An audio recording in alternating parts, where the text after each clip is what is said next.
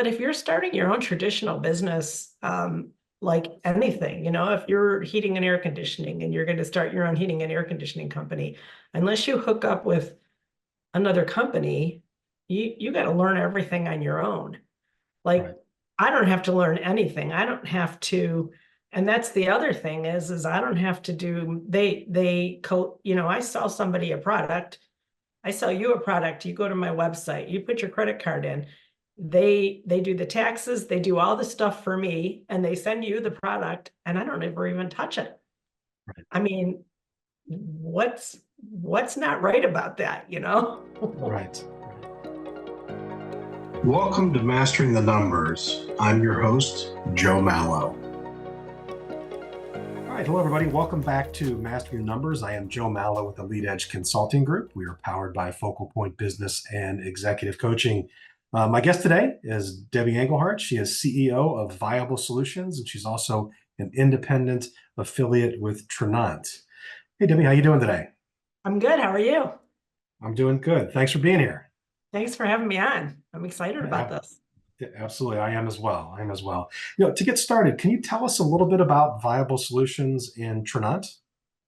Viable Solutions has been my corporation basically since the 90s, dating myself there. But I created the corporation to kind of house all the businesses that I have been a part of. I was involved in real estate at one point, and I've been involved in network marketing my whole life. So Viable Solutions is my LLC that everything falls under.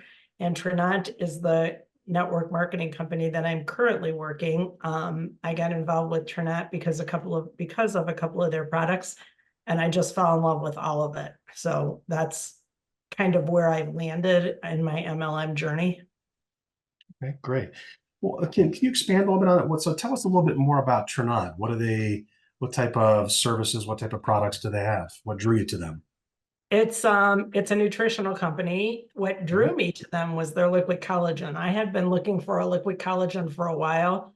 Rheumatoid arthritis runs in my family, and I've been taking powdered collagen since probably I was a teenager. My mom had me on it because she had real bad arthritis. And I had never seen liquid collagen before. And a friend of mine told me about this company that had the liquid collagen, and I started using it, and it virtually changed my life.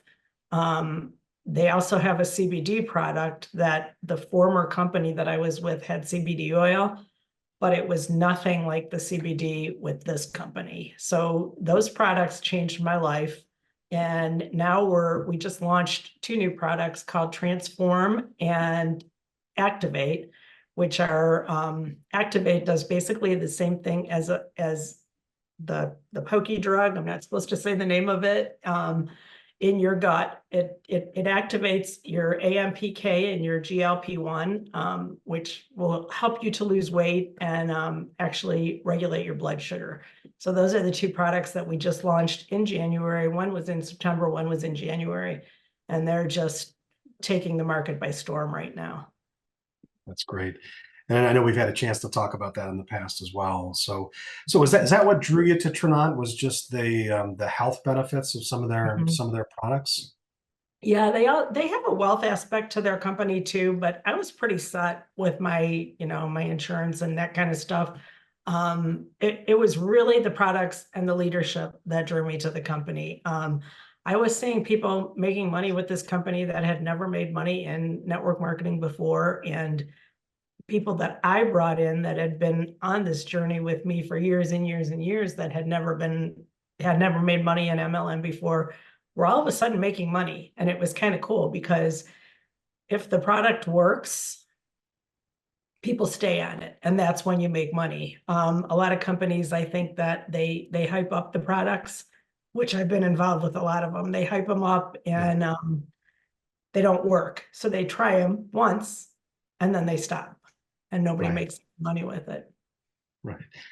Well, I always say that it's incredibly important to be a part of a company that you believe in if you're going to start your own business. So to go back even one step further, I guess what inspired you to go out on your own to start your own business? Well, Well, I come from a family of traditional businesses. My dad owned a junkyard first. He had an auto wrecking store, and he ended up, through a lot of circumstances, lost that. And then he bought a auto parts store, which my brother owns to this day. They own this auto parts store. And growing up, I saw the pitfalls of it. I watched the fights between my parents. I watched the confrontation when the junkyard went away and my dad really wanted to buy the auto parts business and my mom didn't want him to. And my brother, the challenges he had with it. And right now my kids are in a traditional business. They own a pizzeria and I work for them. And I see the pitfall. I've like literally lived the pitfalls of traditional business my whole life. So I kind of always went looking for something that I could do from my home. Basically, whenever anybody says, why did you get involved in MLM? Most people say, for my kids, I want to stay home for my kids.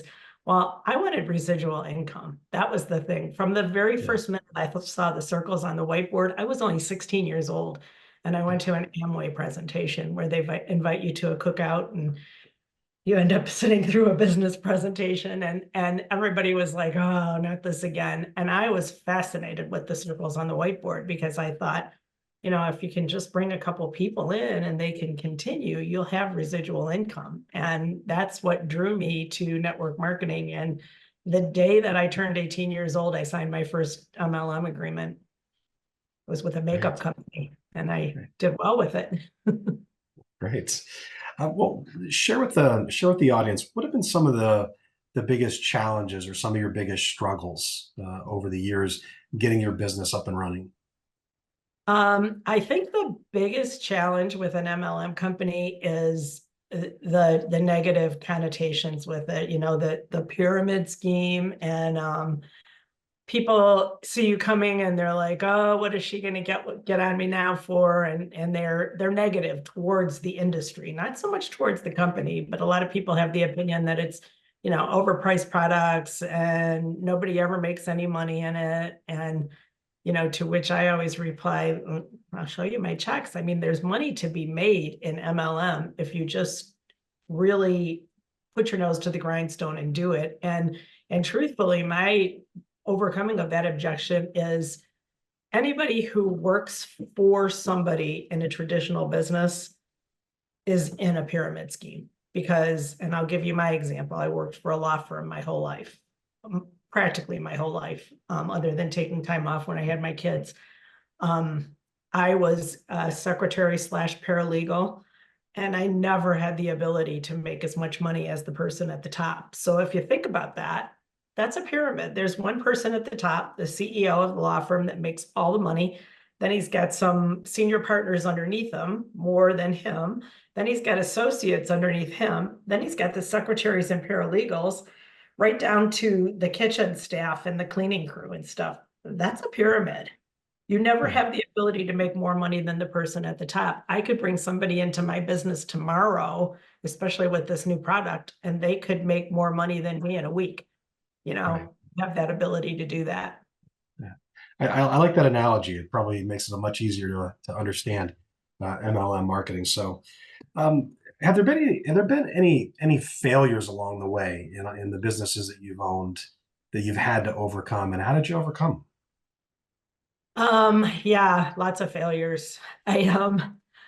I was at a convention a couple of years ago and people were trying to figure out how many companies they had been with. And I'm the type where if it's not working, it's like being in law. If you want to make more money for a law firm, you have to quit and go somewhere else. It's the only way to get a big raise, really. Yeah.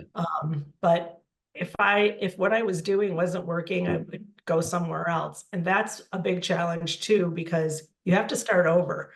And then you come with not as much credibility as you had before. It's easy to say I found a better product, but a lot of people go, oh yeah, it's just one more thing. I was with a company in the 80s that I was pretty high up in the marketing plan, and I was making full-time income. It was when I was staying at home with my kids, and I was making a lot of money with it. And the Michigan Attorney General came out with a big expose saying that this particular company was a pyramid And it wasn't. It's still in business today. There's still people making a fortune with that particular company today. But they came out and said it on national TV, and everybody in my organization quit. And I mean, almost 90, probably 90% of the people in my organization quit. Yeah. Most of the people at the top were gone. So that's a big thing.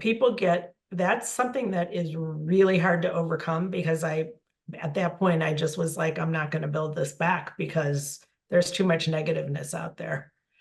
Yeah. So I think But that's the as biggest obstacle I faced. yeah, yeah, but as a true entrepreneur, you put your head down, you found your next step, and you moved on, Mhm. which is what business is all about. Yeah, it truly is. And I feel like from the time I was 18 years old until now, it's always been, I mean, there's been times where I've made more in my MLM business than I did working for law firms. And there's been times where I made less, but it's always Right. been extra money. It's always been my vacation money. Right. I wanted to travel. I wanted to win prizes. My dad and his business never had that opportunity. Our vacations consisted of 1 week a year going on a fishing trip to Canada, because he could never leave his store. Right. I didn't want a business like that. I didn't want to work that hard, frankly. Right. So being a small business owner provides you a little bit of freedom. Oh yeah, yeah. In the MLM arena, my company, Trinette in particular, we have 2 or 3 trips a year that you can win.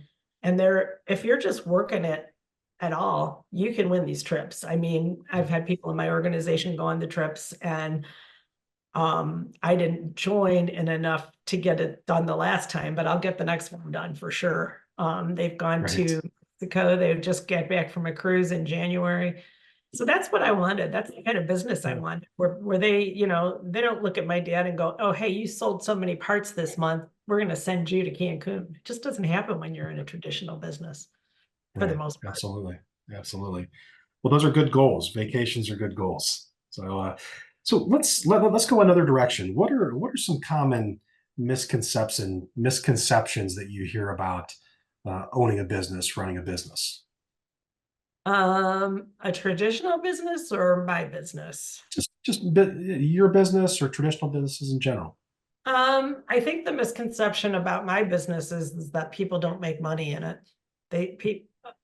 A misconception is that if it's network marketing, people just don't make money because the products are overpriced and nobody stays on them and nobody wants to buy them. And I think that the misconceptions in business in general is that you can't be successful. I mean, so many people think that you can't be successful in business, that because really I forget what the statistics are.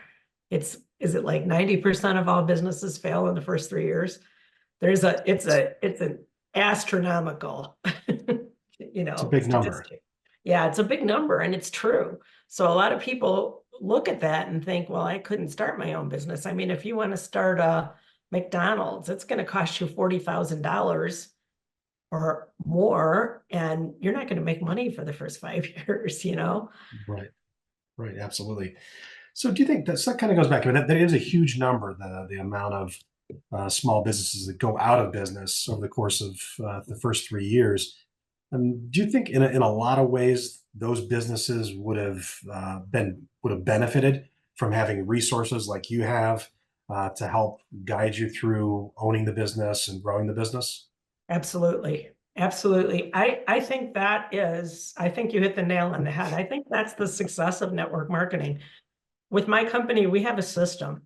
I can bring anybody into my company and do a getting started training with them. And in their first 30 days, they can make $2,500 if they just do the things that the training says to do. And it's all laid out for you.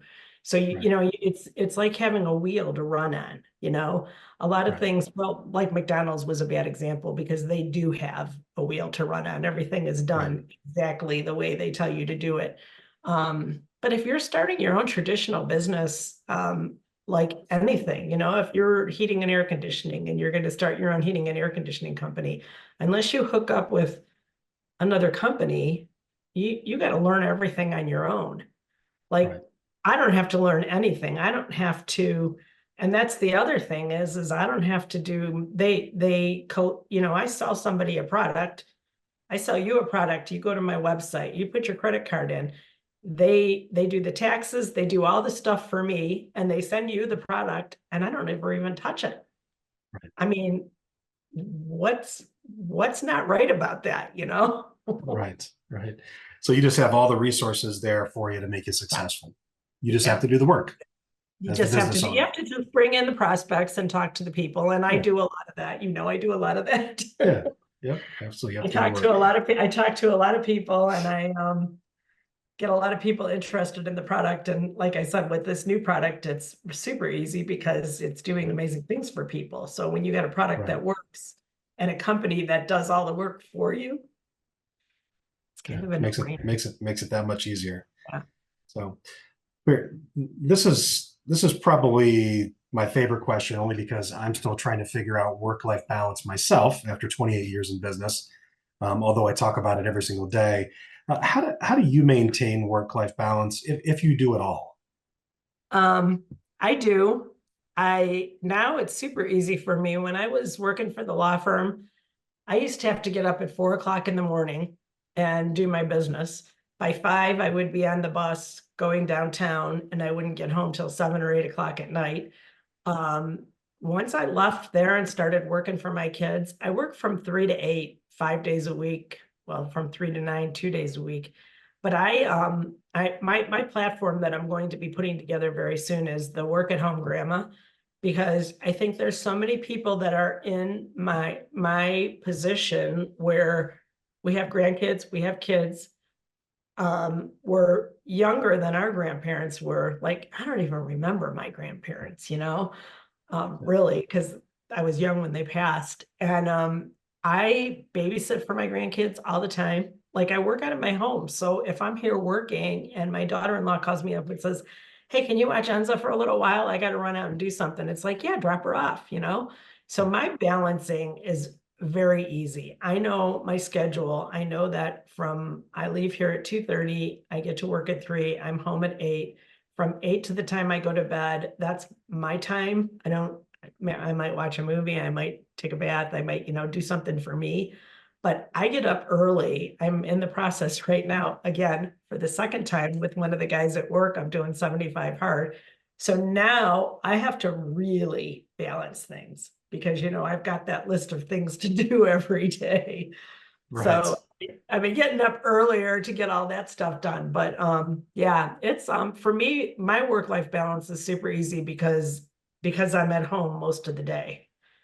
I have BNI on Friday. I have one-to-ones that, you can even just do on Zoom if you don't have time to do them. It's all easy to fit in for me. Yeah. So you've managed to find a way to figure out work-life balance. That's great. So many people out there that I talk to, including myself, for the majority of my 28 years, we found it very difficult to find it. Although I'm still searching. Still searching. So between your business and helping out with your kids' pizzeria and grandkids, how do you stay motivated and focused on your business itself with so many different things going on?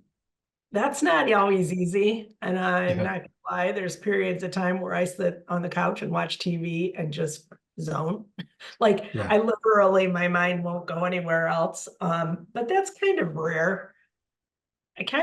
When I wake up in the morning, I feel like I know what I need to do, and I do it. I just get it done. It's like, get it done.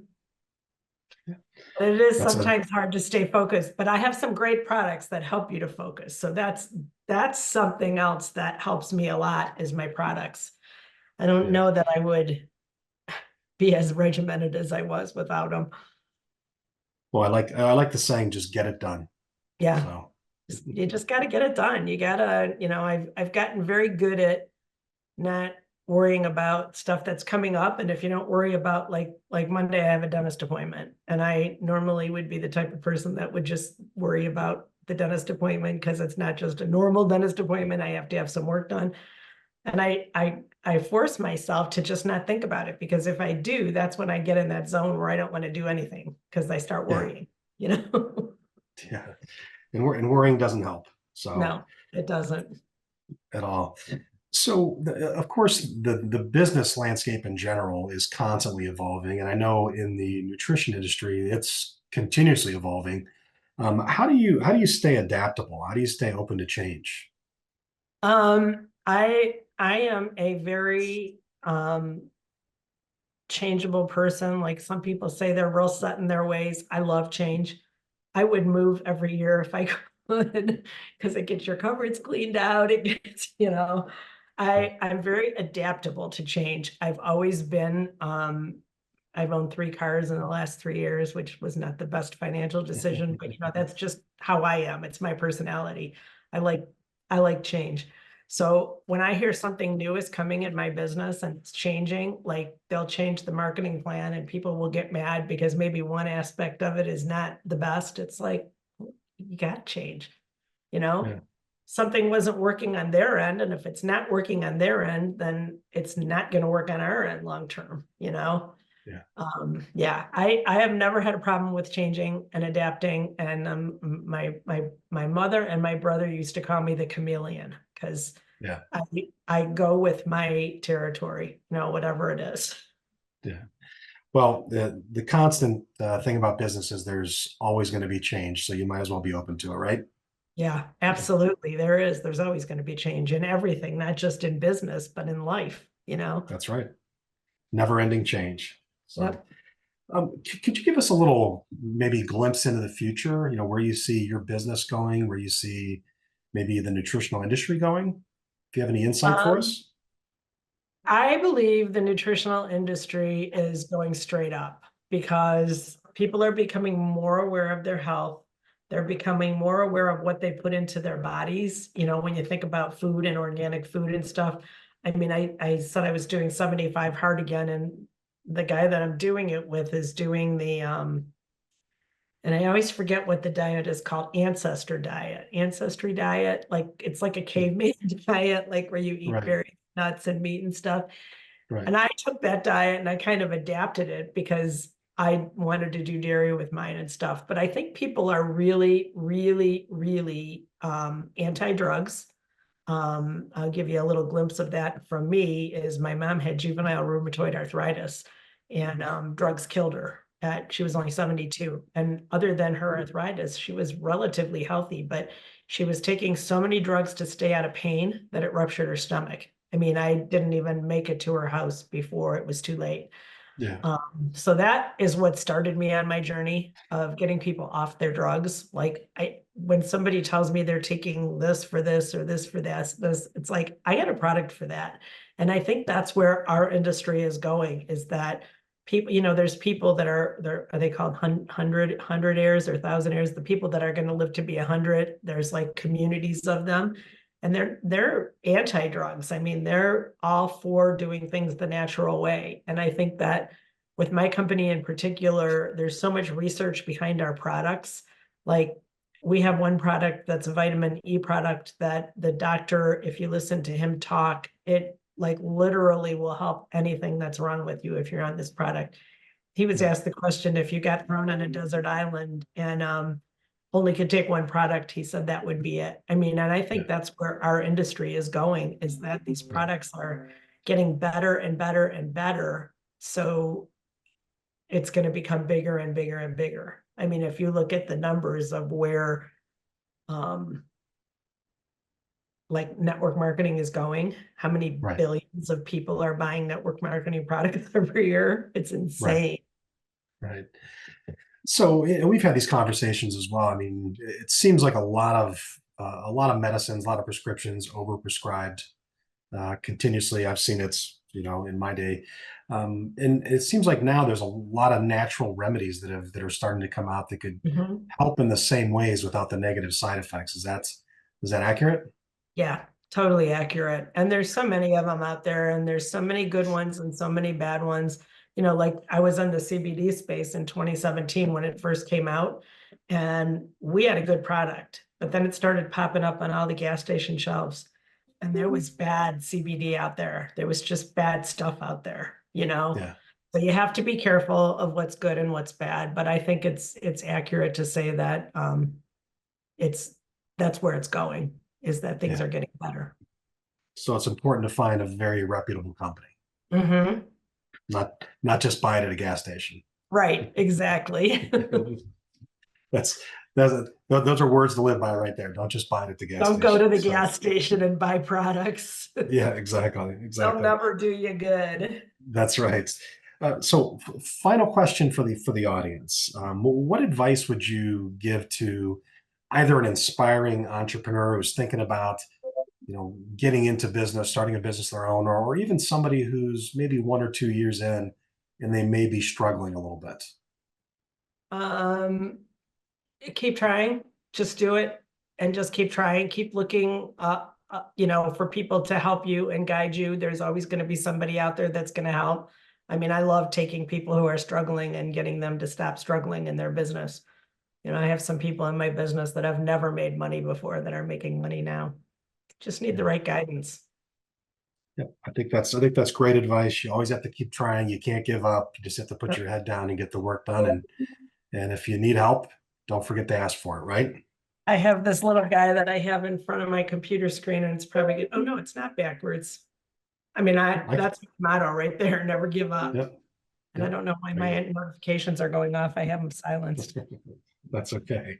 So never give up. Well, listen, Debbie, I really appreciate you being a part of my interview series. It was great having you on. Great talking to you again. Yeah, it was really good talking to you too. Thanks. Yeah, if anybody out there wants to get a hold of you to talk a little bit more about Trinant or Viable Solutions, how can they get a hold of you? Probably text or email would be the best. Do you want me to give my information, or are you going to put it in the? Yeah. Well, I'm going to Okay. do both. Go ahead and Okay. let them know, and I'll put it out there as well. So my phone number is 216-375-5058. And that you can text or call. I'm always by my phone. And my email is Deb Englehart, Engelhart, 1 @gmail.com. Okay, great. All right, everybody, you heard it from Debbie. Keep trying. Reach out to her if you have any questions about some of the amazing products that herself and Trinant have out there. And thank you very much for being a part of Mastering the Numbers. And we'll catch you on our next episode. Take care, everyone. Thanks, Joe. You've just tuned into another episode of Mastering the Numbers. We hope you found valuable insight to boost your financial success. Be sure to subscribe on your favorite platform and leave us a review. Keep pushing forward, and thanks for listening.